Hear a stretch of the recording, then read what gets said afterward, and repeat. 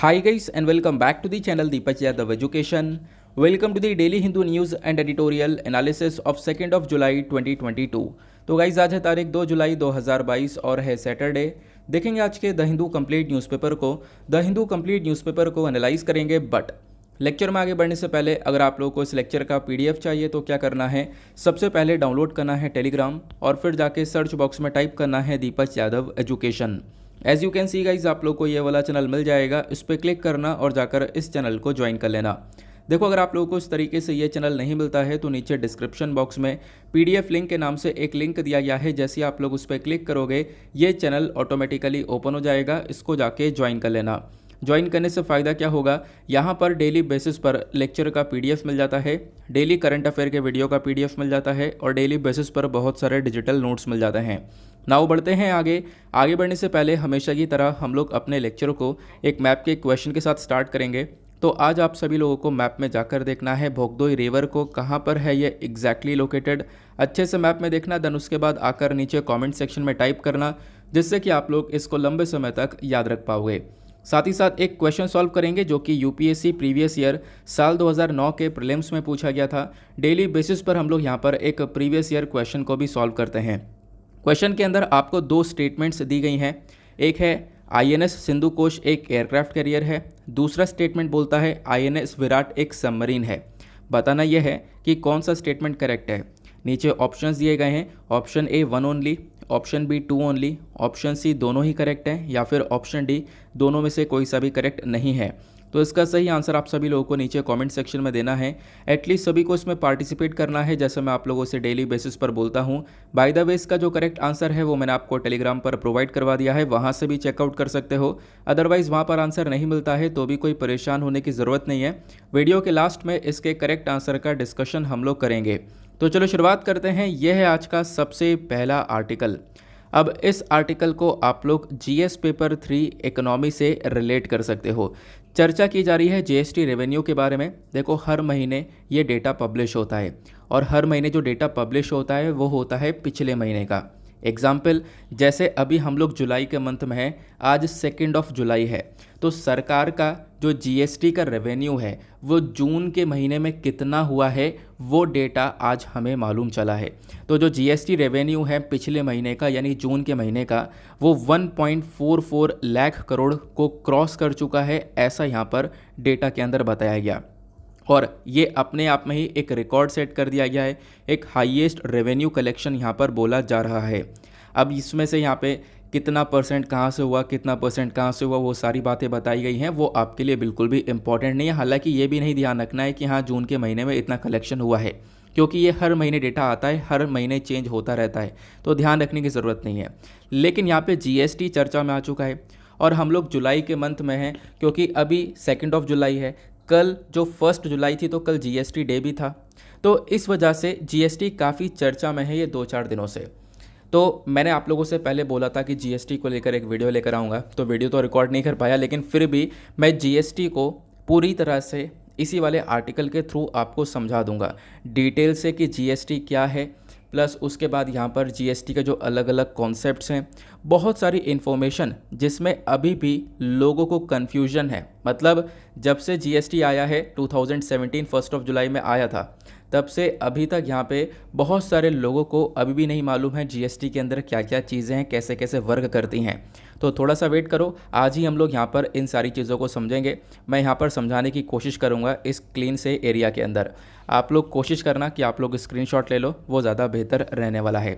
सबसे पहली चीज़, अगर मैं आप लोगों से क्वेश्चन पूछूं कि जो जीएसटी है वो डायरेक्ट टैक्स है या इनडायरेक्ट टैक्स है, तो वो एक इनडायरेक्ट टैक्स है। इनडायरेक्ट टैक्स जैसे कि पहले लगा करते थे custom duty, excise duty, service tax, sales tax, VAT, ये सारे हमारे इनडायरेक्ट टैक्सेस होते हैं। तो इस प्रकार के टोटल 17 टैक्सेस हुआ करते थे। तो इन सब टैक्सेस को हटाकर या फिर आप कह सकते हो इन सब टैक्सेस को मर्ज कर एक टैक्स बना दिया गया, जिसको हम लोग जीएसटी बोलते हैं। इसी वजह से आपने एक टर्म भी सुना होगा वन नेशन वन टैक्स का। तो इन सारे टैक्स को मर्ज करके क्या कर दिया गया, एक टैक्स लेकर आया गया, जिसको हम लोग जीएसटी के नाम से जानते हैं। ध्यान रखना, पहला क्वेश्चन क्या है, जीएसटी एक इनडायरेक्ट टैक्स है। अब यहाँ पे एक और इम्पॉर्टेंट बात आती है। सबसे पहली चीज़ अगर हम लोग देखें तो जीएसटी के अंदर आपको अलग अलग तरीके से चीज़ें मेंशन कर रखी हैं, जैसे कि जीएसटी के टाइप्स। पहली चीज़ जीएसटी क्या है आपने समझ लिया। दूसरा यहाँ पर जीएसटी के जब हम लोग टाइप्स के बारे में चर्चा करते हैं तो आपको ये 4 प्रकार की जीएसटी देखने को मिलती है। एक होती है सेंट्रल जीएसटी, एक होती है स्टेट जीएसटी, दूसरी होती है यूनियन टेरिटरी जीएसटी, और उसके बाद यहाँ पर नेक्स्ट होती है इंटीग्रेटेड जीएसटी, जिसको हम लोग सीजीएसटी, एसजीएसटी, यूटीजीएसटी और आईजीएसटी के नाम से भी जानते हैं। अब इनके बीच में क्या डिफरेंसेस हैं, चलो इसको हम लोग एक एक करके क्लियर करते हैं। सबसे पहली चीज़ अगर हम लोग बात करें, देखो सेंट्रल जीएसटी नाम से पता चल रहा है जो जीएसटी का हिस्सा होगा वो केंद्र सरकार लेकर जाएगी। स्टेट जीएसटी स्टेट की सरकार लेकर जाएगी। यूनियन टेरिटरी जीएसटी ऑब्वियस सी बात है, आपको काफ़ी सारी यूनियन टेरिटरीज देखने को मिलती हैं तो वो यूनियन टेरिटरी की सरकार लेकर जाएगी। इंटीग्रेटेड जीएसटी यहाँ पर मैं आपको इसके बारे में अभी डिटेल से बताऊंगा एग्जैक्टली यहाँ पर क्या मेंशन किया जाता है। ये इसमें थोड़ी सी प्रॉब्लम होती है लोगों को, लेकिन आपको वो भी आज अच्छे से क्लियर हो जाएगा। इतनी चीज़ आपको क्लियर हो गई कि हाँ ये 4 प्रकार की जीएसटीज आपको देखने को मिलती हैं। अब सबसे पहले मैं आप लोगों को बताता हूँ सीजीएसटी और एसजीएसटी का कॉन्सेप्ट। देखो इसको लगाने का भी एक अलग से तरीका होता है। जीएसटी कैसे लागू होती है, मान लो यहाँ पर सेम स्टेट है, सेम स्टेट का मतलब एक ही राज्य है, मान लो यूपी के अंदर ही सामान बना और बिका, क्योंकि जीएसटी सेल परचेज पर लग रही है तो सामान यहाँ पर बना और बिका मान लो यूपी के अंदर, यानी कि वो जो स्टेट है वो सेम स्टेट है, तो उस प्रोडक्ट के ऊपर सपोज़ यहाँ पे 18% जीएसटी लगती है। तो इस 18% जीएसटी को कैसे डिवाइड किया जाएगा, इस 18% को यहाँ पर सीजीएसटी और एसजीएसटी के अंदर डिवाइड कर दिया जाएगा। तो आप कैसे सोचोगे, कैसे, क्या 18% दोनों लेंगे? नहीं, 18% को हम लोग डिवाइड कर देंगे हाफ हाफ में, तो 9% सीजीएसटी के अंदर चला जाएगा, यानी 9% यहाँ पे हमारी जो सेंट्रल गवर्नमेंट है, क्योंकि सेंट्रल गवर्नमेंट के अंडर में ही सब कुछ आ रहा है। इनफैक्ट सभी स्टेट्स, यूनियन टेरिटरीज सब कुछ सेंट्रल गवर्नमेंट के अंडर में आ रहा है। तो यहाँ पे अगर हम लोग बात करें स्पेसिफिकली यूपी की, तो वो भी सेंट्रल गवर्नमेंट के अंडर में है ना। तो यूपी में अगर मान लो यूपी के अंदर जो सेम स्टेट हो गया हमारा, सेम स्टेट के अंदर अगर हम लोग यहाँ पर सामान को सेल परचेज कर रहे हैं, उस पर जीएसटी लग रही है, तो कैसे बटेगी, यहाँ पे मान लो 18% उस प्रोडक्ट के ऊपर जीएसटी लगाई जा रही है, तो 9% यहाँ पर हमारी सेंट्रल गवर्नमेंट ले जाएगी और 9% हमारा स्टेट गवर्नमेंट यानी यूपी रख लेगा। इस प्रकार से यहाँ पर ये जीएसटी लगती है। इतना आपने समझा। ये तो हो गया हमारा सेम स्टेट का कॉन्सेप्ट, ठीक है ना। अब उसके बाद ये तो हो गया आपको सीजीएसटी और एसजीएसटी के बाद में क्लैरिफिकेशन मिल चुका है। अब बात करते हैं हमारा जो यूटीजीएसटी है वो क्या है। देखो यूटीजीएसटी भी बिल्कुल सिमिलर है, जैसे हमने सीजीएसटी और एसजीएसटी को पढ़ा है ना अभी, जहाँ पर सेंट्रल गवर्नमेंट ले गई कुछ टैक्स और उसके बाद में कुछ टैक्स यहाँ पर स्टेट गवर्नमेंट ले गई, उसी प्रकार से ये यूटीजीएसटी होता है। यूटीजीएसटी के अंदर मतलब जैसे सपोज़ यहाँ पर दिल्ली के अंदर की बात है, दिल्ली के अंदर यहाँ पे सामान बनता है, दिल्ली यहाँ पर एक यूनियन टेरिटरी है, उसके अंदर सामान सेल परचेज होता है। तो देखो तो वैसे भी यहाँ पर सेंट्रल गवर्नमेंट के अंडर में ही रहा है, ठीक है ना। तो यहाँ पे भी क्या होगा, बिल्कुल सिमिलर, सिर्फ नाम का बदलाव है। और जैसे भी मैंने आपको बताया था पहले, वैसे ही यहाँ पर भी ये जीएसटी लगने वाली है, यानी कि दिल्ली की सरकार कुछ रखेगी और कुछ यहाँ पे अमाउंट जो है हमारी जो एक तरीके से सेंट्रल गवर्नमेंट है वो रख लेगी। तो ये हो गया बात सीजीएसटी, एसजीएसटी और यूटीजीएसटी के बारे में। और ये मैंने आपको बता दिया, जब सेम स्टेट के अंदर यानी कि बिल्कुल सेम राज्य है उसी के अंदर अगर व्यापार हो रहा है तब ऐसे लगता है। अब आखिरी कॉन्सेप्ट रह गया है वो है आईजीएसटी का। अब आईजीएसटी कब लगता है, जब व्यापार एक स्टेट से दूसरे स्टेट के बीच में हो रहा है, मतलब कि एक राज्य से दूसरे राज्य के बीच में। एग्जाम्पल की तरह हम लोग समझते हैं, मान लो उत्तर प्रदेश से महाराष्ट्र तक यहाँ पर सामान जा रहा है। सपोज़ यहाँ पे उत्तर प्रदेश के अंदर ये ए प्रोडक्ट बना, यहाँ पे बनाया गया और महाराष्ट्र यहाँ पर इसको परचेज़ कर रहा है, तो इस पर क्या लगेगा, integrated goods and service tax लगेगा। तो अब आप सोच रहे होंगे ये integrated goods and service tax लेगा कौन, इसको समझते हैं। सपोज़ यहाँ पे जो ये ए प्रोडक्ट है इसके ऊपर भी यहाँ पर 18% जीएसटी है, सपोज़ कर लेते हैं। अब ये सामान बना यूपी में और ये कहाँ पे पहुँच गया, महाराष्ट्र में पहुँच गया। अब होगा क्या, देखो इसके ऊपर जैसे ये महाराष्ट्र के अंदर पहुँचा ये जो प्रोडक्ट है, तो एक सेकेंड रुक जाओ, इसको मैंने क्लियर कर दिया है। अब थोड़ा सा यहाँ पे सफाई से समझते हैं। यहाँ पे IGST हो गया। मैंने क्या बताया कि मान लो यूपी के अंदर ए प्रोडक्ट है और इसको यहाँ पे बेचा गया है महाराष्ट्र के अंदर में, और सपोज़ इसके ऊपर भी 18% की GST लग रही है, तो ये GST का टैक्स कौन लेगा? तो देखो यहाँ पे मान लो 18% GST लग रही है, तो सरकार ने यानी कि हमारी सेंट्रल गवर्नमेंट ने इसके ऊपर 18% ले लिया। 18% लेने के बाद अगेन 9% तो हमारी सरकार रख लेगी, और बाकी 9% यहाँ पे किसको दिया जाएगा? आप सोचो, आप यहाँ पे सोचोगे यार यूपी के अंदर ये सामान बना है तो 9% यूपी को दिया जाएगा। ऐसा नहीं है। यहाँ पे जो ये बाकी का 9% होगा वो यहाँ पे महाराष्ट्र को दिया जाएगा, जहाँ पे सामान बिका है, ठीक है ना, जिसने सामान खरीदा है। तो आप कहोगे ऐसा क्यों? देखो यहाँ पे सभी लोग का ध्यान रखा गया है। यूपी के अंदर सामान बना, वहाँ पर क्या हुआ है, एक तरीके से लाइवलीहुड जनरेट हुआ है, लोगों को रोज़गार मिला है। उसके बाद महाराष्ट्र का यहाँ पे कोई रोल नहीं था, महाराष्ट्र को कुछ नहीं मिल रहा था, तो महाराष्ट्र ने यहाँ पर ख़रीदा।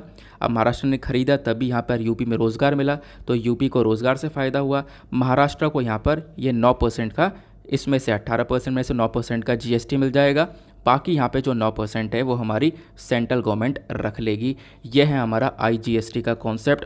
आई होप आप लोग यहाँ पर इन सभी चीज़ों को समझ चुके हो। CGST, SGST, UTGST और IGST क्या होता है। इसी चक्कर में तो पहले काफ़ी विवाद हो रहा था GST को इम्प्लीमेंट करने में, लागू करने में। सारे स्टेट्स साथ में राज़ी नहीं हुए थे, ठीक है। अभी मैं आप लोगों को बताऊँ पहले क्या होता था। पहले तो यहाँ पर देखो टैक्सेस ना अलग अलग जगह पर अलग अलग हुआ करते थे, यानी GST से पहले जैसे गुजरात, महाराष्ट्र और बाकी सारे स्टेट्स ये अलग अलग टैक्सेस लगाया करते थे। तो इसका इम्पैक्ट क्या पड़ता था तो मैं आपको समझाता हूँ।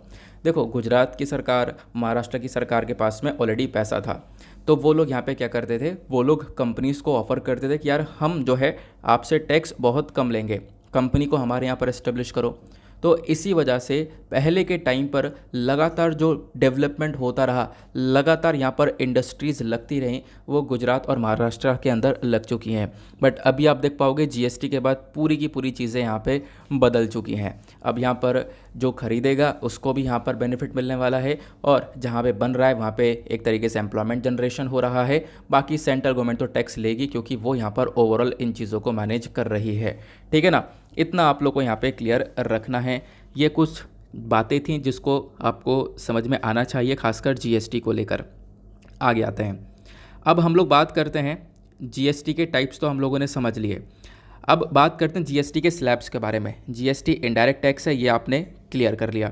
GST के टाइप्स आपने क्लियर कर लिए। अब बात करते हैं GST के स्लैब की। स्लैब मतलब यहाँ पे अलग अलग रेट सेट कर रखे हैं। अलग अलग रेट सेट करने का मतलब यहाँ पर यह है कि जैसे कि 5%, 12% और उसके बाद 18%, देन उसके बाद में 28%। यानी कि कुछ ऐसा सामान, ठीक है, जो कि बहुत ज़्यादा ज़रूरतमंद है, उसके ऊपर टैक्सेस थोड़े से कम रखे गए हैं, और जो बहुत ही ज़्यादा इससे भी ज़्यादा ज़रूरतमंद है उसके ऊपर ज़ीरो टैक्स है। एग्जाम्पल जैसे आप लोग मिल्क वगैरह देखोगे, जो दूध वगैरह है उसके ऊपर यहाँ पे जो GST है वो 0% है। बाकी जैसे जैसे यहाँ पर लग्जरी बढ़ती रहेगी, यानी शुगर, स्पाइसेस, जो हमारा चीनी, मसाले हो गए, इसके ऊपर यहाँ पे 5% GST लग जाएगी। फिर अगर यहाँ पे और लग्जरियस आइटम की तरफ बढ़ोगे, यानी कि और कुछ यहाँ पे महंगी चीज़ खरीदोगे, तो जैसे कि बटर, घी, वो सारी चीज़ों के ऊपर 12% GST लग जाएगी। फिर उसके बाद में और लग्जरियस तरीके से गए, यानी कि अब आपको यहाँ पे क्या चाहिए, टूथपेस्ट चाहिए, देन उसके बाद में क्रीम चाहिए, कुछ कॉस्मेटिक्स प्रोडक्ट्स चाहिए, ये जो सारी चीज़ें हो गई उसके ऊपर 18% GST लगने लगती है। फिर उसके बाद यहाँ पे अगर मान लो और भी लग्जरियस आइटम चाहिए, बहुत ज़्यादा महंगी महंगी यहाँ पर कार्ड्स होती हैं, वो यहाँ पे चाहिए, AC चाहिए, तो उसके ऊपर यहाँ पे फिर 28% GST लगती है, क्योंकि सरकार बोलती है कि आप ज़्यादा ऐश करोगे, मतलब आप पैसा खर्च रहे हो, ठीक है। और उसके बाद यहाँ पर तो कुछ पैसा सरकार के पास में भी आना चाहिए। तो जितना ज़्यादा लग्जरियस आइटम, उतना ज़्यादा उसके ऊपर ये जो GST टैक्स है वो लगता है। जितना ज़रूरतमंद आइटम है उसके ऊपर GST टैक्स कम लगता है, ठीक है ना। इतना आपको ध्यान रखना है। फ़िलहाल ये 4 स्लैब रेट्स को बांटा गया है, 5%, 12%, 18% और 28% का, ये 4 हमारे अलग अलग स्लैब्स हैं। तो आप कहोगे सर वेट, अभी कुछ चीज़ें ऐसी भी तो हैं जिसको GST में नहीं रखा गया। बिल्कुल, आप देख पाओगे पेट्रोल हो गया, ठीक है, शराब हो गई, जो वाइन होती है। अब आपका क्वेश्चन होगा कि सर पेट्रोल और वाइन, मैं 2 चीज़ों का एग्जाम्पल ले रहा हूँ, और भी बहुत सारी चीज़ें हैं। तो पेट्रोल और वाइन जैसी जो चीज़ हैं इनको जीएसटी में क्यों नहीं रखा गया?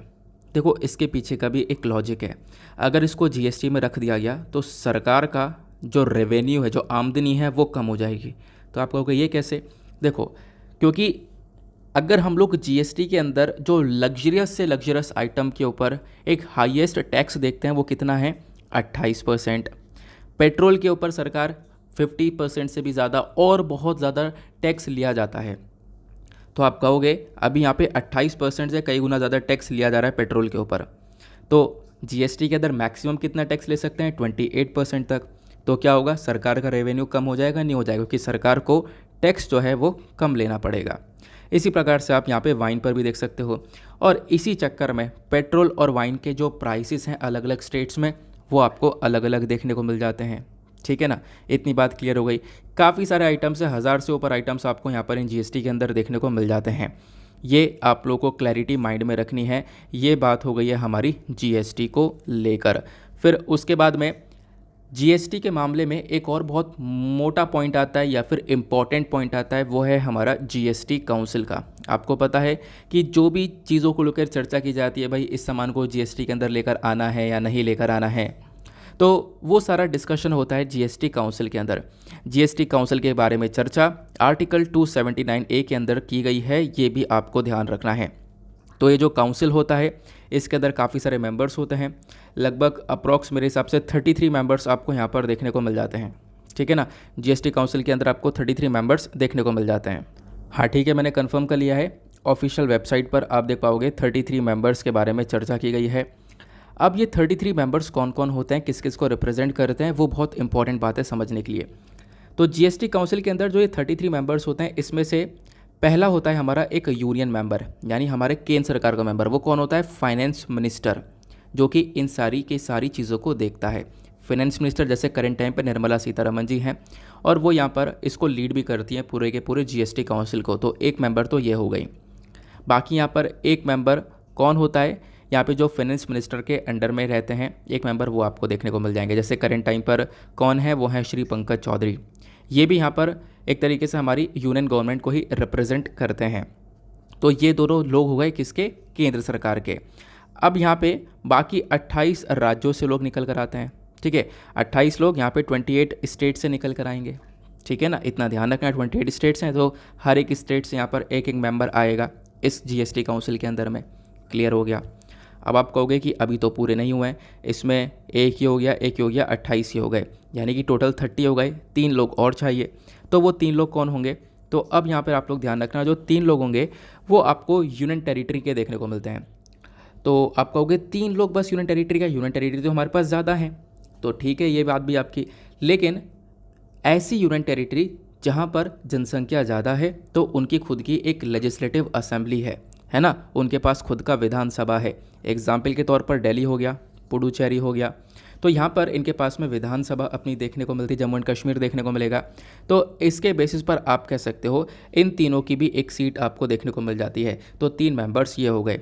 तो यहाँ पर ध्यान रखना, 2 तो जो मेंबर हैं वो हमारी केंद्र सरकार को रिप्रेजेंट कर रहे हैं। ठीक है, बाकी यहाँ पर 28 मेंबर हमारे अलग अलग राज्यों को रिप्रेजेंट कर रहे हैं। 3 मेंबर्स अलग अलग 3 यूनियन टेरिटरी को रिप्रेजेंट कर रहे हैं, ऐसी यूनियन टेरिटरी जो कि क्या है? जहाँ पे लेजिस्लेटिव असेंबली है। अब आप कहोगे बाकी जो यूनियन टेरिटरीज बची हैं उनका क्या? तो देखो, अब एक बात आपको पता होगा, यूनियन टेरिटरी क्या होती है? केंद्र शासित यहाँ पे एरिया होता है, यानी जहाँ पे सेंट्रल गवर्नमेंट का कंट्रोल होता है। तो सेंट्रल गवर्नमेंट के ऑलरेडी 2 मेंबर हैं, तो है ना? इस वजह से यहाँ पे आप लोगों को ये बात भी ध्यान रखनी है। तो ये सारी चर्चा हो गई है किसको लेकर? जीएसटी काउंसिल के मेंबर्स को लेकर। 33 मेंबर्स कौन कौन होते हैं, क्लैरिटी मिल चुकी होगी। अब आपसे यहाँ पे 1 वर्ड क्वेश्चंस बन सकते हैं। 1 वर्ड क्वेश्चंस के अंदर सबसे पहली चीज़, जीएसटी जो है कब लागू हुआ? बहुत सिंपल सी बात है, 1 जुलाई 2017 में लागू हुआ।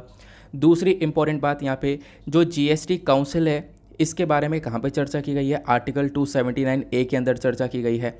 तीसरा पॉइंट, जो आईजीएसटी है, आईजीएसटी के बारे में अलग आर्टिकल में चर्चा की गई है और जीएसटी काउंसिल के बारे में अलग चर्चा की गई है। तो आईजीएसटी के बारे में कहाँ पे चर्चा की गई है? तो वो है आर्टिकल 269A के बारे में।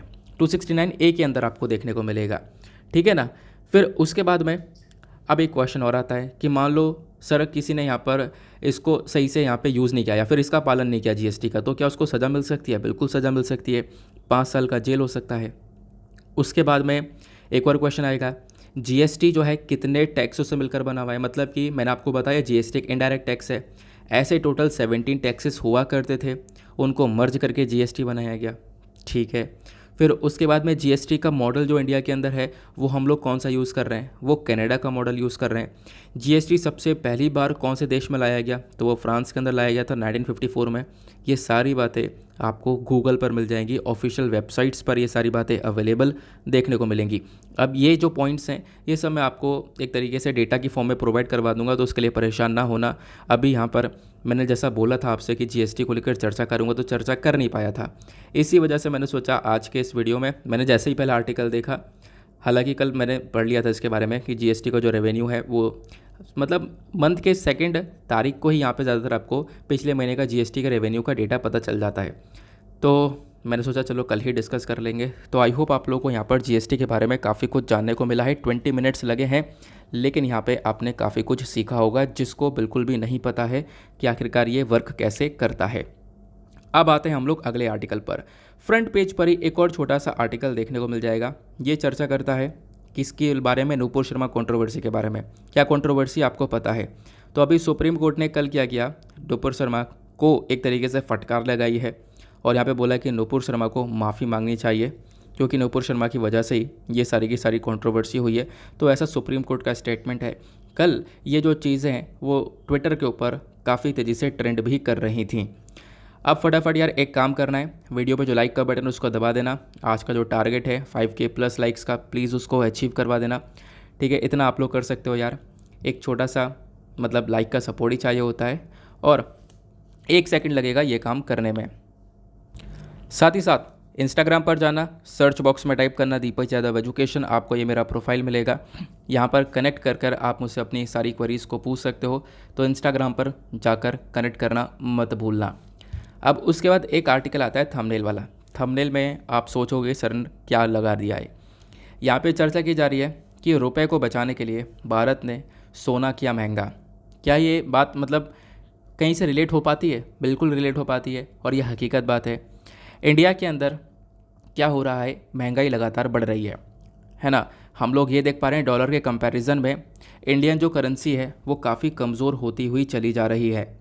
तो उसी को मजबूत करने के लिए डॉलर के कंपैरिजन में हम अपनी करेंसी को उठाने के लिए क्या किया गया है, ये एक स्टेप उठाया गया है। सोना को महंगा कर दिया गया है। सोना अभी महंगा हो चुका है, आप लोगों ने कल इसके बारे में पढ़ा भी होगा। कल ये आर्टिकल्स मॉर्निंग से ही पब्लिश होना स्टार्ट हो चुके थे, ठीक है ना। अब ये कैसे वर्क करेगा उसको थोड़ा सा समझ लेते हैं। तो ये वाला जो आर्टिकल है ये हमारे इकोनॉमिक सेक्शन पर है, बिजनेस सेक्शन पर। तो मैंने सोचा पहले हम लोग डिस्कस कर लेते हैं, नहीं तो फिर आप ढूंढते रहोगे थंबनेल वाला आर्टिकल फिर कहाँ गया है ना। अब यहाँ पे क्या चर्चा की जा रही है, सरकार ने क्या किया, गोल्ड के ऊपर जो इम्पोर्ट ड्यूटी लगती है उसको बढ़ा दिया है। उसको बढ़ा दिया तो सोना महंगा हो जाएगा। अब महंगा हो जाएगा तो इसका इम्पैक्ट क्या पड़ेगा उसको समझते हैं। देखो, पहली चीज़ मैं आप लोगों को ये बता दूं कि करंट टाइम पे जो महंगाई देखने को मिल रही है वो इंडिया के अंदर ही नहीं है, दुनिया भर के अंदर ये महंगाई देखने को मिल रही है। रीज़न क्या है, जो डॉलर है वो यहाँ पे लगातार स्ट्रांग हो रहा है। हम लोगों ने अभी कल भी इसके बारे में डिस्कशन किया था। मैंने आपको डेप्रिसिएशन के बारे में डिटेल से बताया था, क्या डेप्रिसिएशन होता है, क्या इम्पैक्ट पड़ता है। तो डॉलर जो है वो करंट टाइम पे बहुत ज़्यादा स्ट्रांग हो रहा है, बहुत ज़्यादा मजबूत हो रहा है। कहोगे कोई रीज़न है क्या? बिल्कुल रीज़न है, क्योंकि यूएस के अंदर जो उनका सेंट्रल बैंक है, फेडरल रिजर्व का जिसको हम लोग बोलते हैं, तो उन्होंने यहाँ पर क्या किया, इंटरेस्ट रेट को बढ़ा दिया, यानी ब्याज दर बढ़ा दिया है। मान लो कोई व्यक्ति वहाँ पे लोन लेता है तो उसको थोड़ा सा ज़्यादा ब्याज देना होगा, तो ये सारी चीज़ें यहाँ पर महंगी हो गई हैं, लोन महंगे हो गए हैं। तो पहले क्या हुआ करता था, जो बड़े बड़े इन्वेस्टर्स हुआ करते थे, निवेशक, वो अमेरिका में बैंकों से बहुत भारी भरकम लोन लिया करते थे और लोन लेने के बाद में जैसे इंडिया जैसी कंट्रीज़ के अंदर इन्वेस्टमेंट कर देते थे, तो बहुत सारा इन्वेस्टमेंट के थ्रू आया करता था पैसा। अब जब से यहाँ पे ये लोन महंगा हो चुका है, लोगों ने इन्वेस्टमेंट करना बंद कर दिया है।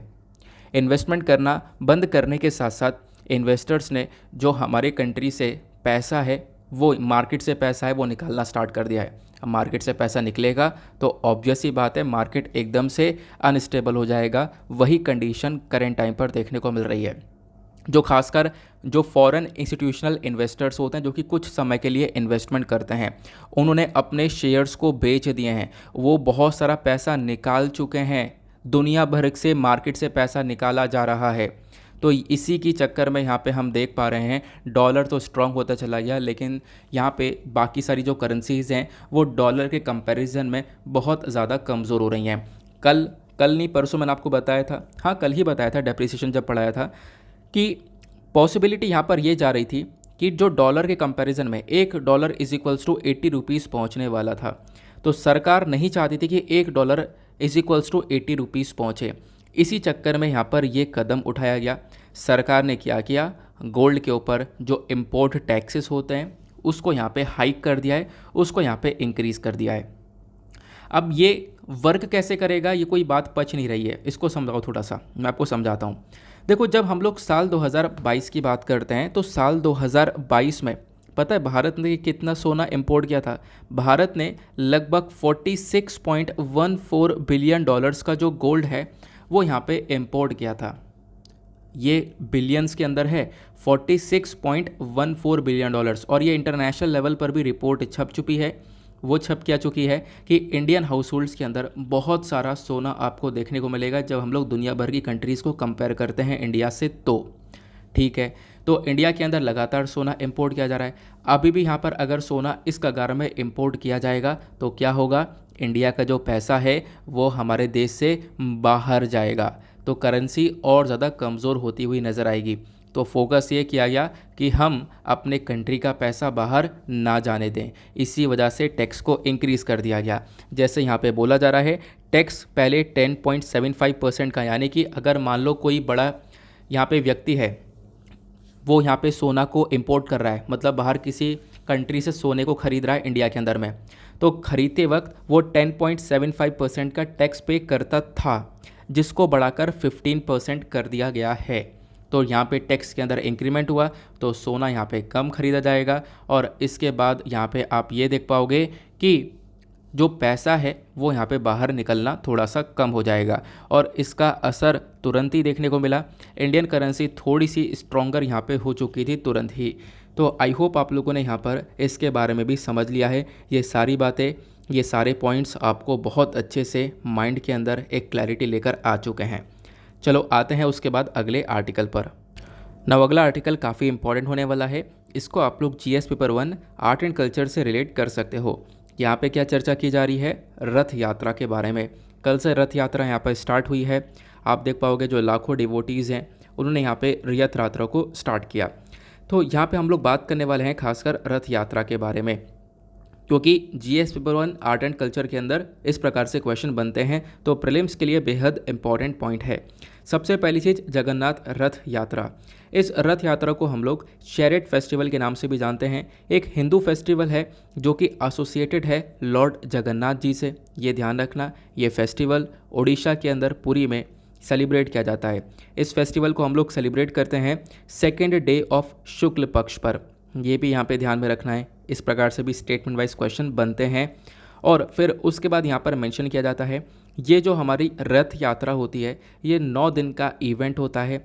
हम लोग यहाँ पे क्या मनाते हैं कि जो लॉर्ड कृष्णा जी जब यहाँ पे रिटर्न किए थे वृंदावन के अंदर अपने भाई बालभद्र और साथ ही साथ अपनी सिस्टर सुभद्र के साथ में, कहाँ पे, ये गुंडीचा टेम्पल के अंदर। तो यहाँ पे उसी चीज़ को हम लोग सेलिब्रेट करते हैं। इसी वजह से यहाँ पर 3 अलग अलग रथ को डेकोरेट किया जाता है अच्छे से, और इन तीनों रथ की यात्रा को निकाला जाता है। इस फेस्टिवल में हम लोग देख पाते हैं कुछ यहाँ पे पवित्र चैरियट्स यानी यत्र आपको देखने को मिलेंगे। और जो वो रथ होते हैं अलग अलग, मैंने बताया 3 रथ हैं, लॉर्ड जगन्नाथ जी, उनके ब्रदर बालाराम यानी बालभद्रा, और साथ ही साथ सिस्टर सुभद्रा।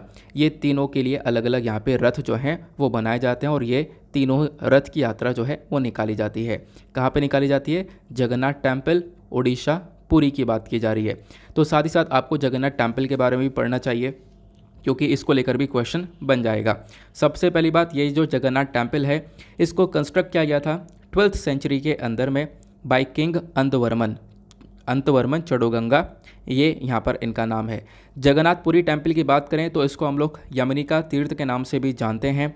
यहाँ पे हिंदू बिलीव्स के अकॉर्डिंग बात की जाती है कि जो यम है यानी यमराज जी की जो पावर है, गॉड ऑफ डेथ की जो पावर है वो नलीफाई हो जाती है, वो वर्क नहीं करती है, क्योंकि वहाँ पे लॉर्ड जगन्नाथ जो है वो प्रेजेंट हैं। साथ ही साथ यहाँ पर ये जो टेम्पल है इसको हम लोग वाइट पगोड़ा के नाम से भी जाना करते हैं, तो यहाँ पर ये भी आपको ध्यान रखना है। साथ ही साथ जो ये पुरी है, जो जगह है उड़ीसा के अंदर पुरी, ये बेसिकली चार धाम के अंदर में आता है। जब आप लोग चार धाम देखते हो तो ये बेसिकली मैं आपको बड़े चार धाम के बारे में बता रहा हूँ। एक आपको छोटा चार धाम देखने को मिलेगा उत्तराखंड वाला, ये आपको बड़ा चार धाम देखने को मिलेगा जहाँ पे बद्रीनाथ, द्वारका, पुरी और रामेश्वरम देखने को मिलते हैं। यानी कि इंडिया के चारों हिस्सों में, यानी कि चारों कोने पर आपको ये अलग अलग चार धाम देखने को मिल जाते हैं। ठीक है, फिर उसके बाद में बताया गया जो ये जगन्नाथ टेम्पल है, यहाँ पे आपको चार अलग अलग गेट्स देखने को मिलते हैं। ईस्टर्न गेट है उसको हम सिंह द्वार के नाम से जानते हैं, सदर्न गेट है उसको अश्व द्वार के नाम से जानते हैं, वेस्टर्न गेट व्याघ्र द्वार के नाम से, नदर्न गेट हस्ती द्वार के नाम से। नाम से ही पता चल रहा है, ईस्टर्न गेट सिंह द्वार यानी कि वो शेर को डिनोट करता है, सदर्न गेट अश्व द्वार यानी कि वो हॉर्स यानी घोड़े को डिनोट करता है, वेस्टर्न गेट व्याघ्र द्वार यानी कि वो बाघ को डिनोट करता है, नदर्न गेट यहाँ पे ये हाथी को डिनोट करता है। तो नाम से यहाँ पर ये पता चल रहा है क्लियरली, ठीक है ना, इतना आप लोगों ने यहाँ पे समझना है। उसके साथ साथ जगन्नाथ टेम्पल के एंट्रेंस पर आपको एक पिलर देखने को मिलेगा, अरुण स्तंभ के नाम से उसको जाना जाता है।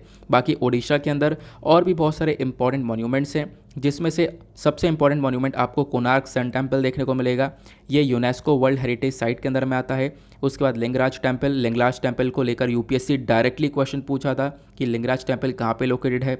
उसके बाद में तारा तारिणी टेम्पल और उदयगिरी एंड खंडागिरी केव्स, ये सब आपको उड़ीसा के अंदर देखने को मिलते हैं। आई होप आप लोगों को यहाँ पे एक अच्छे से क्लैरिटी मिल चुकी है।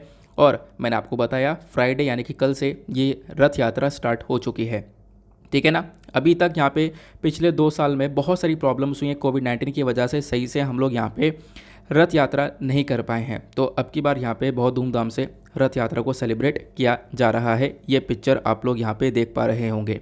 चलो आगे आते हैं उसके बाद अगले आर्टिकल की तरफ। यहाँ पे अगला आर्टिकल है, ये बात करता है इंडिया रशिया के रिलेशंस के बारे में। इसको आप लोग जीएस पेपर 2 इंटरनेशनल रिलेशन से रिलेट कर सकते हो। अभी इसको डिस्कस करने से पहले आप लोगों के लिए मैं एक मेंस का क्वेश्चन दूंगा, क्योंकि आज हमारे पास एडिटोरियल्स जो हैं बिल्कुल भी इंपॉर्टेंट नहीं है। यहाँ पे पूरा पेज खाली है, सैटरडे में एडिटोरियल्स वैसे ही कम आते हैं। तो अपना में 3 एडिटोरियल हैं, वो भी यहाँ पर बिल्कुल बेकार निकले। मैंने उनको पढ़ा भी और पढ़कर मैंने उसमें से वोकैब वगैरह भी निकाल ली थी, लेकिन यहाँ पे यार मतलब मज़ा नहीं आया, वो बेकार निकले। आप उनको छोड़ सकते हो, ठीक है, बिल्कुल भी उस पर टाइम वेस्ट मत करना। लेकिन अभी भी छोटे छोटे काफ़ी सारे इंपॉर्टेंट आर्टिकल्स हैं, उनको हम लोग यहाँ पे कवर करने वाले हैं। सबसे पहली चीज़, लेकिन मैं आपको मेंस का क्वेश्चन यहीं पर दे देता हूँ, ठीक है। मेंस का क्वेश्चन तो लेना ही है, मेंस का क्वेश्चन यहाँ पे डेली बेसिस पर लिख रहे हैं सभी लोग, जो कि काफ़ी अच्छी बात है। तो आज का मेंस का क्वेश्चन क्या है, बहुत इंपॉर्टेंट है, इंटरेस्टिंग है। देखो वही क्वेश्चन आपको दिया जा रहा है जो कि लगातार चर्चा में है, और हर एक टॉपिक के ऊपर अगर आप लोग मेंस आंसर राइटिंग कर लोगे तो मतलब आपका हर एक टॉपिक जो है, जो करंट इशू बेस्ड है, वो तैयार हो रहा है। तो क्वेश्चन क्या है, वो है India should maintain with Afghanistan a policy of engagement. क्या भारत को यहाँ पे अफगानिस्तान के साथ में एक पॉलिसी ऑफ एंगेजमेंट को मेंटेन करना चाहिए? इसको लेकर डिस्कशन करना है। इसको लेकर अपने पॉइंट ऑफ व्यूज़ आपको नीचे कमेंट सेक्शन में अगर लिखना चाहो तो लिख सकते हो, अदरवाइज़ यहाँ पे पेन और पेपर लेना, और पेपर पर लिखने के बाद में अच्छे से आप लोगों को क्या करना है, टेलीग्राम पर आ जाना, और टेलीग्राम पर आने के बाद में सर्च बॉक्स में टाइप करना Deepak Yadav education mains answer writing. जैसे आप लोग मेंस आंसर राइटिंग लिखोगे आपको ये वाला चैनल मिल जाएगा। इस पर जैसे आप लोग क्लिक करोगे ये चैनल ओपन हो जाएगा। ये आप देख पाओगे, ये 1 जुलाई का डेली मेंस क्वेश्चन है। उससे पहले यहाँ पर ये रोज़ाना आपको ये 30 जून का डेली मेंस क्वेश्चन है। तो आपको ये डेली बेसिस पर ये क्वेश्चन मिल रहे हैं। 29 जून का है। तो जैसे ही आप लोग यहाँ पे जाओगे चैनल पर तो आपको ये क्वेश्चन मिलेगा। जैसा आप ये क्वेश्चन देख पा रहे होंगे, इसी क्वेश्चन के नीचे एक कमेंट लिखा हुआ है। तो आपको करना क्या है, अपना क्वेश्चन लिख लिया, अच्छे से आंसर लिख लिया, और उसकी फ़ोटो क्लिक करने के बाद में यहाँ पे इस कमेंट सेक्शन पे जैसे ही आप टैप करोगे ये आपको दूसरे पेज पर लेकर जाएगा। वहाँ पे आप लोग अपने आंसर्स को अच्छे से सेंड कर सकते हो, ठीक है ना। तो यहाँ पे आर्टिकल पर आते हैं। ये बात करता है पीएम मोदी और साथ ही साथ रशिया के प्रेसिडेंट व्लादिमीर पुतिन, इन दोनों के बीच में चर्चा होती है। तो प्राइम मिनिस्टर नरेंद्र मोदी ने फ्राइडे में एक टेलीफोनिक कन्वर्सेशन यानी कि टेलीफोन के माध्यम से बातचीत की है रशियन प्रेसिडेंट व्लादिमीर पुतिन के साथ में, जहां पे दोनों ने डिस्कशन किया है काफ़ी सारे पॉइंट्स के ऊपर, जैसे यूक्रेन इशू के ऊपर चर्चा की गई है। साथ ही साथ में यहाँ पे आप देख पाओगे दोनों लीडर्स ने काफ़ी सारी चीज़ों के ऊपर और फोकस किया, जैसे किस प्रकार से दोनों कंट्रीज़ का जो व्यापार है, प्लस यहाँ पे फर्टिलाइज़र है, फार्मा सेक्टर प्रोडक्ट्स हैं, इनको हम लोग कैसे इंक्रेज कर सकते हैं, इसको लेकर भी यहाँ पे दोनों लीडर्स ने चर्चा करी है। साथ ही साथ में आप लोग देख पाओगे रशियन प्रेसिडेंट की साइड से, या फिर आप कह सकते हो बोला ये जा रहा है रशियन स्टेटमेंट के अकॉर्डिंग यहाँ पे ये बात करते हैं कि जो प्रेसिडेंट पुतिन हैं ये बेसिकली आज के टाइम पर जो वेस्टर्न कंट्रीज़ हैं इन्हीं को यहाँ पे इन सारे के सारे क्राइसिस का जिम्मेदार ठहरा रहे हैं, क्योंकि वेस्टर्न कंट्रीज़ खासकर यूएस वगैरह जो है ये अगर बीच में ना आता तो इतनी ज़्यादा प्रॉब्लम आज के टाइम पर ना देखने को मिलती। ठीक है ना। तो लीडर्स ने, इन दोनों ही लीडर ने क्या क्या डिस्कस किया, यूक्रेन का इशू, दोनों कंट्रीज़ के बीच में व्यापार, प्लस एग्रीकल्चरल गुड्स और साथ ही साथ में फर्टिलाइज़र, इसको हम लोग कैसे इंकरेज कर सकते हैं। अब यहाँ पे आप देख पाओगे ना, तो होता क्या है, इंडिया बहुत सारा फर्टिलाइज़र, बहुत सारा खाद परचेज़ करता है रशिया से, बहुत सारा कच्चा तेल हम लोग परचेज़ करते हैं रशिया से। ठीक है ना, ये आप लोग को ध्यान रखना है। बहुत सारे एग्रीकल्चरल गुड्स भी यहाँ पे परचेज़ किए जाते हैं, व्यापार हो रहा है दोनों कंट्री के अंदर। तो इसी को एंकरेज करने के लिए अभी यहाँ पर टेलीफोन पर ये बातचीत की गई थी। ठीक है, इतनी क्लैरिटी मिल चुकी है। ये बात हो गई इन सारे पॉइंट्स के बारे में। अब मैं आप लोग को दोनों कंट्रीज़ के डिफेंस रिलेशंस के बारे में भी बता देता हूँ, क्योंकि ये बहुत इंपॉर्टेंट है। ये कल चर्चा में था, छोटा सा आर्टिकल था, लेकिन वो बेसिकली एक स्टेटमेंट था कि हाँ, इंडिया रशिया के जो डिफेंस कोऑपरेशन है वो हमें और ज़्यादा मजबूत करने चाहिए। ऐसे स्टेटमेंट आते रहते हैं। तो कल स्टेटमेंट वो मैंने डिस्कस नहीं किया था, चाहता तो डिस्कस कर लेता, ऑलरेडी वीडियो 1 घंटे 17 मिनट का था, तो उसको डिस्कस करता तो थोड़ा सा टाइम लग जाता। हालांकि आज एडिटोरियल्स कम है, तो यहाँ पे आज हम लोग इसको भी कवर कर लेते हैं साथ ही साथ में, ताकि आपका रिवीजन भी हो जाएगा, क्योंकि लास्ट टाइम पे हम लोगों ने इसको यहाँ पे आप कह सकते हो मई के महीने में पढ़ा था। ठीक है, तो इंडिया रशिया के बीच में डिफेंस कोऑपरेशंस के बारे में जब हम लोग चर्चा करते हैं, डिफेंस कोऑपरेशन मतलब दोनों कंट्रीज़ का जो रिलेशन है खासकर डिफेंस के मामले में वो कितने बेहतर देखने को मिलते हैं। सबसे पहली चीज़ देखो, जो डिफेंस कोऑपरेशन है ये सबसे इम्पॉर्टेंट पिलर है दोनों कंट्रीज़ की पार्टनरशिप के बीच में, क्योंकि इसी के बेसिस पर दोनों कंट्रीज़ के जो रिलेशंस हैं वो लगातार इम्प्रूव होते हुए चले गए थे। और आज के टाइम पर आप देख पाओगे एक अलग ही लेवल पर दोनों देशों के रिलेशंस देखने को मिलते हैं। एक सेकंड रुक जाओ यार, हुआ क्या, गलती से यार ये डिलीट हो गया था, लेकिन कोई बात नहीं, वापस हम लोग लेकर आ चुके हैं। तो डिफेंस रिलेशंस में कहाँ पे थे, हाँ, डिफेंस पॉइंट जो है एक इम्पॉर्टेंट पिलर है दोनों कंट्रीज़ के बीच में। डिफेंस के मामले में दोनों ही कंट्रीज़ के डिफेंस मिनिस्टर्स के बीच में रेगुलर बेसिस पर, या आप कह सकते हो हर साल एक मीटिंग भी की जाती है, ताकि इन रिलेशंस को हम लोग और ज़्यादा मजबूत कर सकें। मैं आपको बता दूं कि दोनों कंट्रीज़ के बीच में 2008 तक तो डिफेंस के मामले में रिलेशंस बहुत ही ज़्यादा अच्छे चल रहे थे। बीच में यहाँ पे दोनों कंट्रीज़ के बीच में थोड़े से रिलेशंस ख़राब होते हैं, लेकिन उसके बाद में चीज़ें वापस से नॉर्मल हो जाती हैं। करेंट टाइम पर अगर हम लोग बात करें तो आप ये देख पाओगे इतने ज़्यादा रिलेशंस मजबूत हैं कि हमें डर है। क्या डर है कि हम लोग अगर एक S-400 सिस्टम, एक S-400 ये एक तरीके से एयर डिफेंस मिसाइल सिस्टम है, ये रशिया से हम लोग परचेज़ कर रहे हैं, और डर ये है कि अगर हम लोगों ने प्रॉपरली इसका परचेजमेंट किया तो जो अमेरिका है वो हमारे ऊपर काट सके सैंक्शंस लगा देगा, क्योंकि अमेरिका नहीं चाहता रशिया से कोई खासकर हथियारों का व्यापार करे।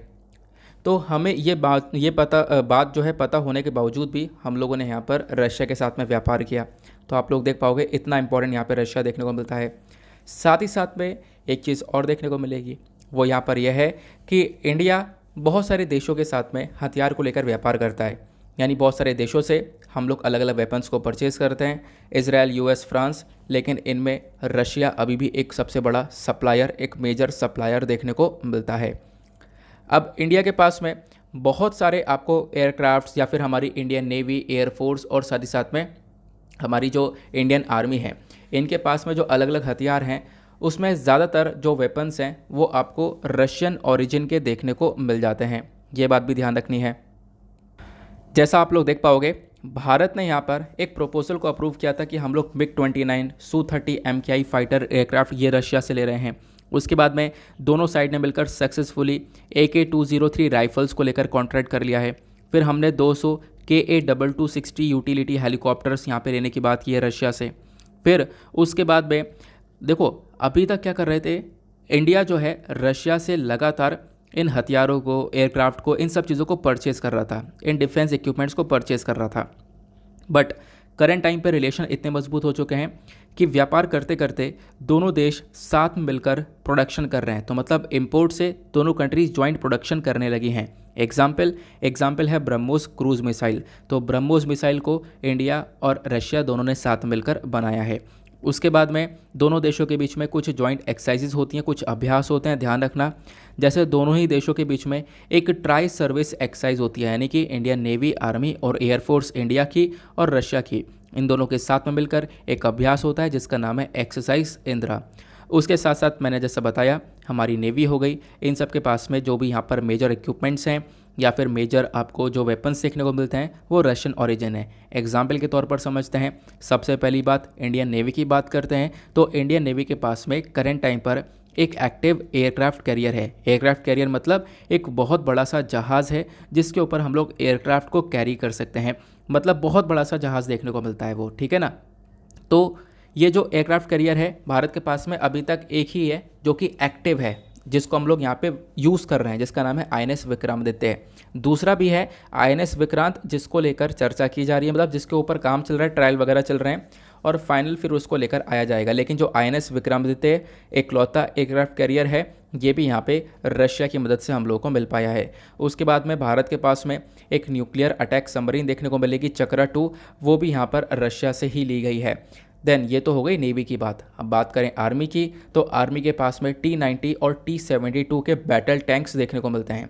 ये टैंक्स भी यहाँ पे रशिया से लिए गए हैं। उसके बाद एयरफोर्स के बाद में एयरफोर्स के पास में है Su-30 MKI A fighter aircraft. ये यहाँ पे जो फाइटर एयरक्राफ्ट आपको देखने को मिलते हैं ये भी यहाँ पे रशियन ओरिजिन ही देखने को मिलेंगे। तो ये बात हो गई है। आई होप आप लोग को यहाँ पे काफ़ी अच्छे से एक क्लैरिटी मिल चुकी है। अब उसके बाद में एक नीचे आर्टिकल दिख रहा है। ये आर्टिकल कल के वीडियो में बिल्कुल फ्रंट पेज पर मैंने आपके साथ में डिस्कस किया था। वो ये था, मणिपुर के अंदर लैंडस्लाइड हुई है जिसकी वजह से काफ़ी सारे लोगों की जान जा चुकी है।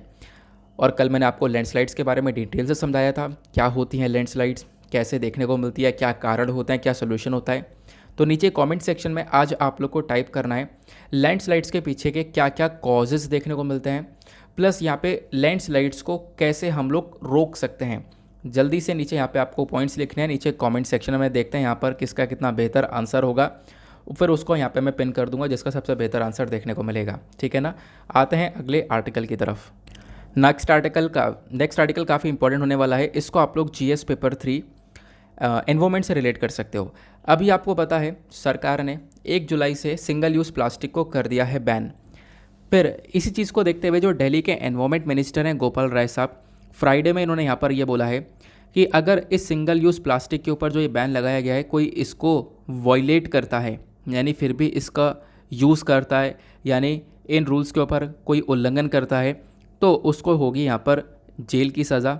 1 साल की जेल हो सकती है, उसको बढ़ाकर 5 साल किया जा सकता है, प्लस उसके ऊपर फ़ाइन भी चार्ज किया जा सकता है 1 लाख रुपए का, या फिर जेल और फाइन दोनों ही लगाया जा सकता है, ठीक है। तो ऐसा यहाँ पे बोला जा रहा है। तो छोटा सा आर्टिकल था, मैंने सोचा मैं आपको बता दूं क्योंकि कुछ दिन हो चुके हैं इसके बारे में डिस्कशन करे हुए। तो बेसिकली क्या हुआ है, सिंगल यूज़ प्लास्टिक को बैन कर दिया है केंद्र सरकार ने।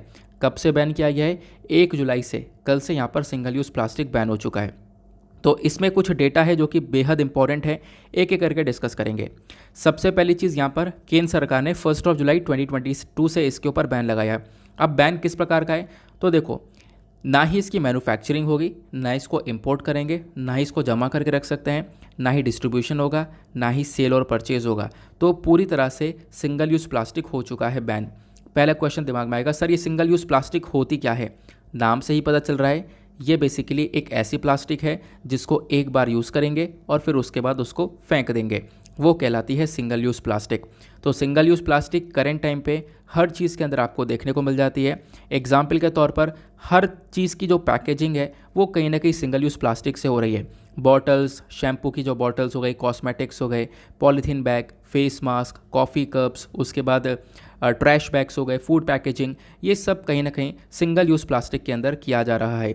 इसी वजह से सरकार ने यहाँ पर फोकस किया है इसके ऊपर कंट्रोल किया जाए, क्योंकि सिंगल यूज़ प्लास्टिक दुनिया भर के अंदर काफ़ी तेज़ी से बढ़ता जा रहा है।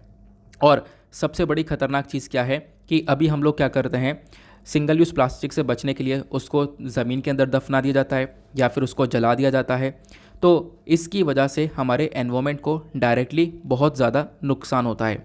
तो इसको रोकने के लिए भी सरकार ने सिंगल यूज़ प्लास्टिक के ऊपर बैन लगाया। सरकार ने बोला सिंगल यूज़ प्लास्टिक का काफ़ी बड़ा नुकसान देखने को मिलता है, जिसमें सबसे पहला नुकसान है ग्रीन हाउस गैस एमिशंस का, यानी ये जो प्लास्टिक्स हैं ये एनवायरनमेंट के अंदर लंबे समय तक रुकी रह जाती हैं और बहुत सारा जो पोल्यूशन है वो यहाँ पे पैदा करती हैं। इसी वजह से इसके ऊपर बैन लगाने की बहुत ज़्यादा ज़रूरत है, क्योंकि भारत ने टारगेट सेट कर रखा है कि हम लोग पोल्यूशन को कम करेंगे, ग्रीन हाउस गैस एमिशंस को लगातार कम करेंगे, लेकिन अगर ऐसा ही चलता रहेगा तो हमारा टारगेट वो अचीव नहीं हो पाएगा।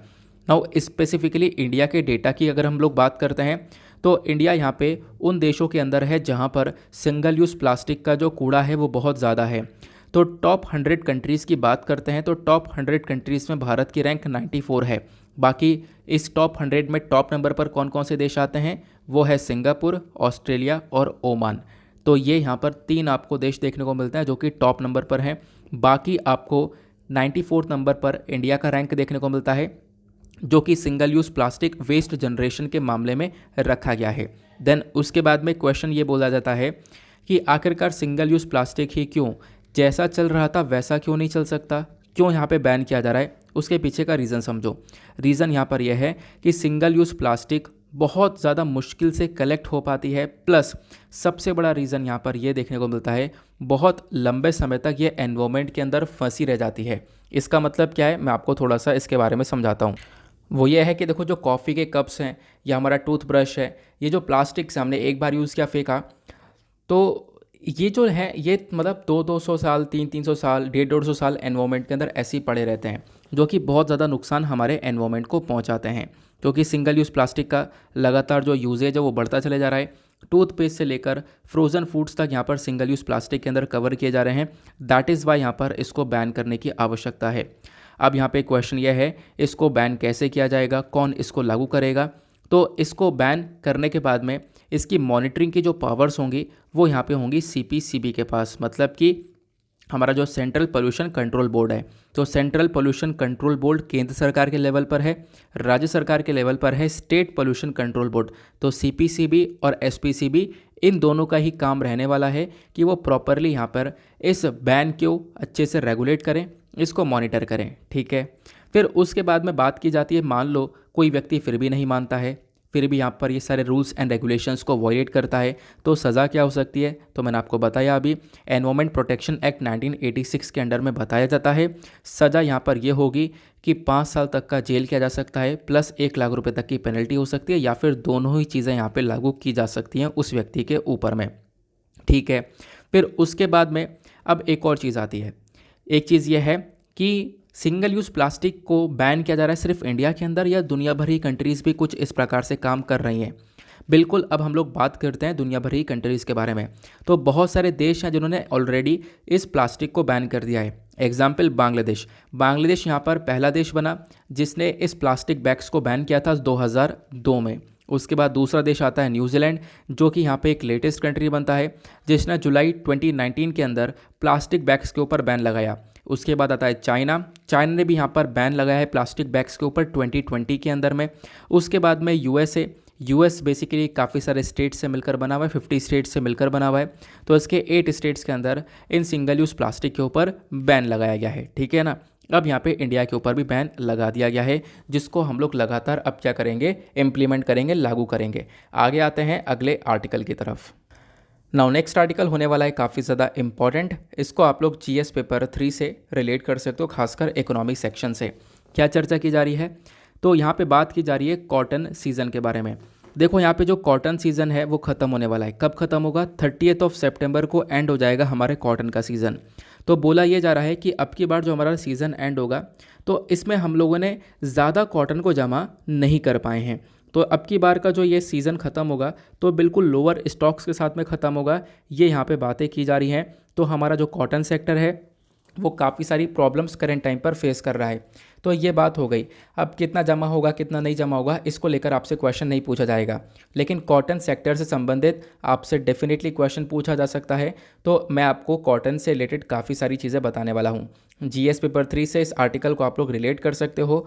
कॉटन की अगर हम लोग चर्चा करते हैं तो कॉटन एक इम्पॉर्टेंट फाइबर और कैश क्रॉप आपको देखने को मिलता है, जो कि हमारे एग्रीकल्चरल इकोनॉमी के अंदर एक इम्पॉर्टेंट रोल प्ले करता है। इंडिया जो है कॉटन का एक लार्जेस्ट प्रोड्यूसर माना जाता है दुनिया भर के अंदर में, और थर्ड लार्जेस्ट एक्सपोर्टर माना जाता है। देखो हम लोग प्रोड्यूसर और एक्सपोर्टर के साथ साथ एक one of the biggest consumer भी हैं, तो बहुत सारा कॉटन हम लोग कंज्यूम भी कर लेते हैं। उसके साथ में इंडिया के अंदर एक सबसे पॉपुलर कॉटन देखने को मिलेगा, वो है GM BT कॉटन, यानी कि जेनेटिकली मॉडिफाइड, यानी एक ऐसा कॉटन हम लोगों ने बनाया है जिसके जेनेटिक्स के अंदर कुछ चेंजेस करे गए और हम लोग को यहाँ पे वो कॉटन मिला है, जिसको हम लोग BT कॉटन के नाम से जानते हैं, जो कि कहीं ना कहीं बहुत अच्छा है, उसके ऊपर कीड़े वगैरह नहीं लगते हैं, ठीक है ना। इंडिया जो है लगभग हर साल 6 मिलियन टन्स के आसपास में कॉटन का प्रोडक्शन करता है, जो कि यहाँ पे दुनिया भर के कंपैरिजन में बात करें तो ये 23% का प्रोडक्शन हो गया। उसके बाद में इंडिया जो है ज़्यादातर जो कॉटन प्रोड्यूस करता है वो ऑर्गेनिक कॉटन होता है, शुद्ध तरीके से यहाँ पर इसका प्रोडक्शन करता है। बाकी कॉटन क्या है, कॉटन एक खारिफ क्रॉप है, नोट डाउन कर लेना, इसको लेकर क्वेश्चन बनता है ये क्रॉप कौन सा है। तो कॉटन को ग्रो करने के लिए 6 to 8 मंथ्स लगते हैं इस क्रॉप को मेच्योर होने में। बाकी बात करते हैं टेम्परेचर की क्या रिक्वायरमेंट होती है, तो ये सारी बकवास बातें हैं, ज़्यादा फोकस नहीं करना है, थोड़ा बहुत यहाँ पे ध्यान में रखना है कि क्या क्या चीज़ों की रिक्वायरमेंट होती है। सबसे पहली चीज़ यही ध्यान रखना है कि कॉटन एक खारिफ क्रॉप है, प्लस जैसे कि टेम्परेचर यहाँ पे 21 से 30 डिग्री सेल्सियस चाहिए होता है कॉटन को ग्रो करने के लिए। कौन सी मिट्टी के अंदर ये ग्रो होता है, तो यहाँ पे ब्लैक कॉटन सॉइल जो होती है वो यहाँ पर एक अच्छी सॉइल देखने को मिलती है। और उसके बाद में यहाँ पर आप देख पाओगे खासकर जो डेक्कन प्लेट्यू वाला रीजन है, उस रीजन के अंदर जो ये कॉटन का प्रोडक्शन है वो काफ़ी अच्छा होता है। बाकी टॉप कॉटन प्रोड्यूसिंग कंट्रीज़ के बारे में चर्चा करते हैं, तो चाइना, इंडिया, US ये टॉप प्रोड्यूसिंग कंट्रीज़ मानी जाती हैं। बाकी टॉप प्रोड्यूसिंग स्टेट्स की बात करें, इंडिया के अंदर कौन कौन से राज्य हैं जहाँ पे सबसे ज़्यादा कॉटन का प्रोडक्शन होता है, तो उसमें आता है गुजरात, महाराष्ट्र, तेलंगाना, आंध्र प्रदेश और राजस्थान। उसके साथ साथ यहाँ पे बात की जाती है कि 4 आपको कॉटन की स्पीशीज़ देखने को मिलेंगी। वो 4 स्पीशीज़ कौन कौन सी हैं, तो 4 स्पीशीज़ में एक है गोसिपम एर्बोमियम, उसके बाद G हर्बेशियम, G हर्सितम और G बार्बाडेंस। ये 4 प्रजातियाँ आपको कॉटन की देखने को मिलती हैं। अब जो स्टार्टिंग की 2 आपको देखने को मिलेंगी, यानी कि अर्बोरियम और हर्बेशियम वाली, इसको हम लोग यहाँ पे सबसे पुराना कॉटन के नाम से जानते हैं, ओल्ड वर्ल्ड कॉटन या फिर एशियाटिक कॉटन के नाम से भी जानते हैं। बाकी जो लास्ट की 2 प्रजाति जिसके बारे में मैंने आपको बताया था, G हेर्सितम और G बार्बाडेंस, ये जो प्रजातियां हैं ये बेसिकली अमेरिकन कॉटन के नाम से जानी जाती हैं, या फिर इसको हम लोग ये जो लास्ट की 2 हैं इसमें से जो G हेर्सितम है ये एक अमेरिकन कॉटन के नाम से जानी जाती है। बाकी जो G बार्बाडेंस है ये इजिप्टियन कॉटन के नाम से जानी जाती है, ठीक है। तो ये दोनों ही लास्ट वाली हैं वो नई कॉटन स्पीशीज़ हैं, बाकी 2 पहले वाली वो आपको पुरानी कॉटन स्पीशीज़ देखने को मिलती हैं। बाकी कॉटन के इंडस्ट्री को देखने के लिए हमारे पास में कॉटन कॉरपोरेशन ऑफ इंडिया एक बॉडी देखने को मिलती है। इस बॉडी को इस्टेब्लिश किया गया था 1970 में under the ministry of textiles के अंदर। उसके बाद में इसका हेडक्वार्टर यानी कि कॉटन हमारा जो कॉरपोरेशन ऑफ इंडिया है इसका हेडक्वार्टर आपको महाराष्ट्र के अंदर देखने को मिल जाता है। रोल क्या है, पूरे के पूरे कॉटन इंडस्ट्री को मेंटेन करने का यहाँ पर ये रोल अपना निभाता है, ठीक है ना। इतना ध्यान रखना क्योंकि प्रीलिम्स में क्वेश्चन बनते रहते हैं। आगे आते हैं अगले आर्टिकल पर।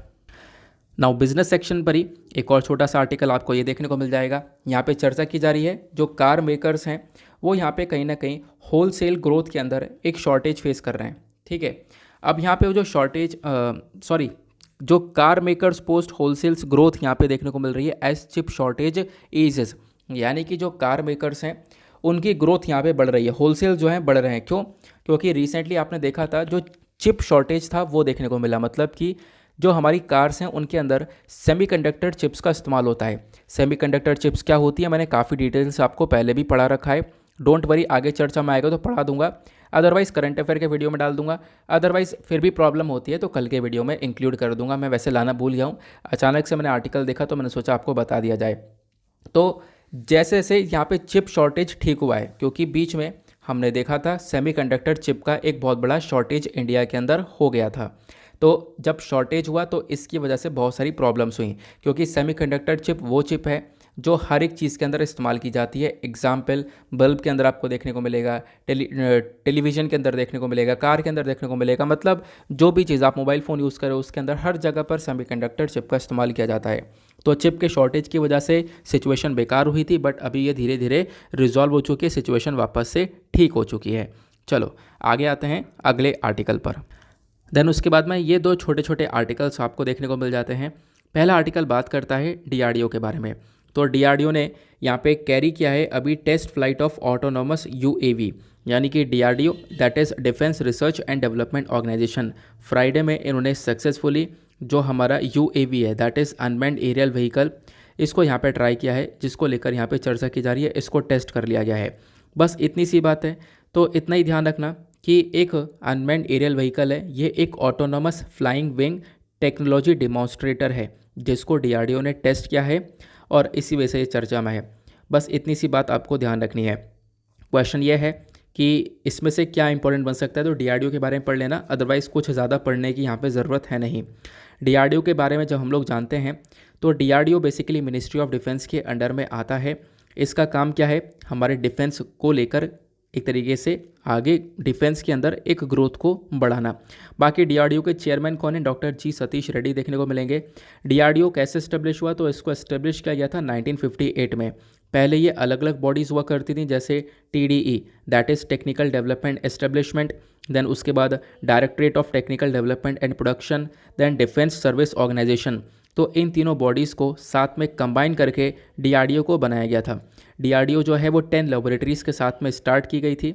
नाउ करेंट टाइम पे आप देख पाओगे तो 50 से ज़्यादा लेबोरेटरीज़ इसकी हो चुकी हैं, जो कि अलग अलग चीज़ों को लेकर काम करती हैं, जैसे कि कुछ बनाती हैं आर्मामेंट्स, कुछ बनाती हैं कॉम्बैट व्हीकल, कुछ बनाती हैं मिसाइल्स, कुछ बनाती हैं यहाँ पर ट्रेनिंग इक्विपमेंट्स। तो ये सारी चीज़ें यहाँ पर डिफेंस संबंधित इक्विपमेंट्स को डीआरडीओ बनाता है। प्रेजेंट टाइम पे जो डीआरडीओ है यहाँ पे 5000 से ज़्यादा साइंटिस्ट प्लस यहाँ पे 25,000 से ज़्यादा आपको जो साइंटिस्ट को सपोर्ट देने वाले लोग हैं वो आपको देखने को मिल जाते हैं। साथ ही साथ में मेंशन किया जाता है डीआरडीओ करेंट टाइम पर मतलब काफ़ी सारे डिफेंस इक्विपमेंट्स बना रहा है, जिसके बारे में चर्चा की है। इसका हेडक्वार्टर न्यू दिल्ली के अंदर देखने को मिल जाता है। तो ठीक है, ध्यान रखना अनमैन्ड एरियल व्हीकल को यहाँ पर डीआरडीओ ने अभी बनाया है।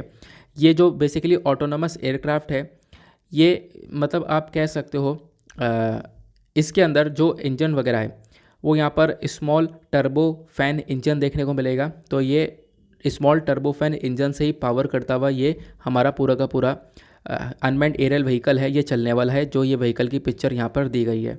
ठीक है ना। फिर इसके बगल में ही एक और छोटा सा आर्टिकल आपको देखने को मिल जाता है। ये बात करता है कि आर्मी जो है लगभग 800 के आसपास कॉम्बैट व्हीकल्स को बाय करेगी, परचेज़ करेगी।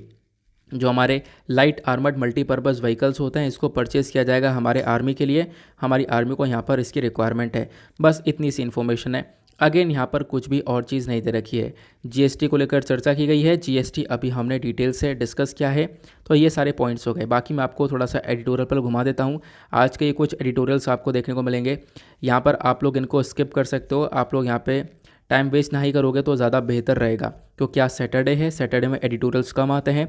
दूसरा पेज यहाँ पे ग्राउंड जीरो का आता है, दैट इज़ वाई यहाँ पर आप कह सकते हो आज का एडिटोरियल का पोर्शन हमारे लिए काम का नहीं रहा। ठीक है। फिर उसके बाद में हम लोग आते हैं अपने वोकैब्स के ऊपर, क्योंकि मैंने जैसे बताया जब मैं एडिटोरियल पढ़ रहा था तो मैंने वोकैब्स कलेक्ट कर ली थी पहले ही, तो इसकी वजह से वोकैब्स मैंने साथ में मैंने सोचा चलो शेयर कर देता हूँ। तो आज की 5 वोकैब की बात करते हैं। तो पहला वोकैब आता है एनहिलेट। एनहिलेट का मतलब है मिटा देना या फिर डिस्ट्रॉय कर देना। ठीक है। तो यहाँ पे आपको इसका इंग्लिश भी देखने को मिलता है और हिंदी भी है। दूसरा वोकैब यहाँ पर बात करता है एक्सट्रीकेट, इसका मतलब है मुक्त कर देना या फ्री। तीसरा फाउंडर, इसका मतलब है असफल होना यानी फेल। उसके बाद आता है कॉन्वेलिस, जो ये कॉन्वेलिस आपको देखने को मिलेगा, इसका मतलब अच्छा हो जाना यानी इम्प्रूव हो जाना या रिकवर हो जाना। उसके बाद आता है कैपिटुलेट। कैपिटुलेट मतलब हथियार डाल देना या सरेंडर कर देना। ठीक है ना। तो ये हमारी आज की टॉप की 5 वोकैब्स हो गई हैं। अब फटाफट प्रीलिम्स के क्वेश्चन को कवर करते हुए अपने वीडियो को करते हैं समाप्त। तो आज का जो प्रीलिम्स का क्वेश्चन है वो इंटरेस्टिंग था, आसान था। 2009 का क्वेश्चन था। पूछा गया आईएनएस सिंधु कोश एक एयरक्राफ्ट कैरियर है। दूसरा स्टेटमेंट दिया गया आईएनएस विराट एक सबमरीन है। दोनों में से यहाँ पे कौन सा करेक्ट स्टेटमेंट है, तो इसका करेक्ट स्टेटमेंट आपको डी देखने को मिल जाएगा, नीदर वन नर टू, मतलब दोनों में से कोई सा भी करेक्ट नहीं है, क्योंकि आईएनएस सिंधु कोश एक लीड शिप आपको देखने को मिलता है, डीजल इलेक्ट्रिक सबमरीन है ये। आईएनएस विराट जो है ये एक एयरक्राफ्ट कैरियर आपको देखने को मिलता है। ठीक है ना। तो यहाँ पे दोनों को ऊपर नीचे कर दिया है, बस इतना सा चीज़ है, तो ये आप लोग ध्यान रख सकते हो। नाउ इसी के साथ में हम लोग करते हैं आज के अपने इस लेक्चर को समाप्त। आई होप आपको सारी चीज़ें बहुत अच्छे से क्लियर हो चुकी हैं। मिलते हैं आप लोगों से नेक्स्ट वीडियो में। आज के लिए bye bye, have a nice day, thank you and जय हिंद।